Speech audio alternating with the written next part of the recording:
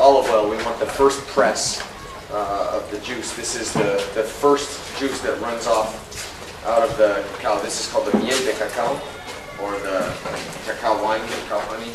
And this stuff sloughs off, drips off of the cacao beans, and then that can be used in drink to make boloques or cacao popsicles.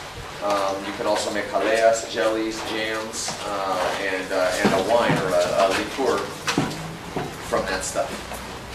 What we're doing also serves to keep it's the first step in our, not the first step, but an important step in our quality control.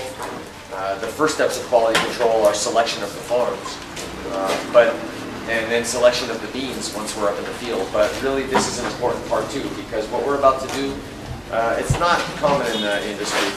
What we're going to do is we're going to take these beans, and before they even go into the fermenter boxes, we're going to select out any bad ones that made it from our selection at the farm. We're going to select them out right now. There's something else that's important that we're doing. When we break the pods open and we put the beans into the bucket, they only are in the air for a few seconds. Well, the first part of fermentation of cacao beans is anaerobic fermentation. It's the same type of fermentation that creates spirits.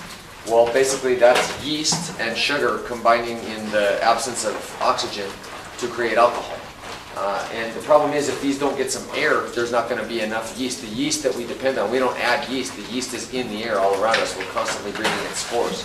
So what we need to do is give it a little more time in the air so that there's enough yeast to combine with the sugar that's in the pulp of the cacao, so that we'll have an adequate fermentation in the anaerobic phase.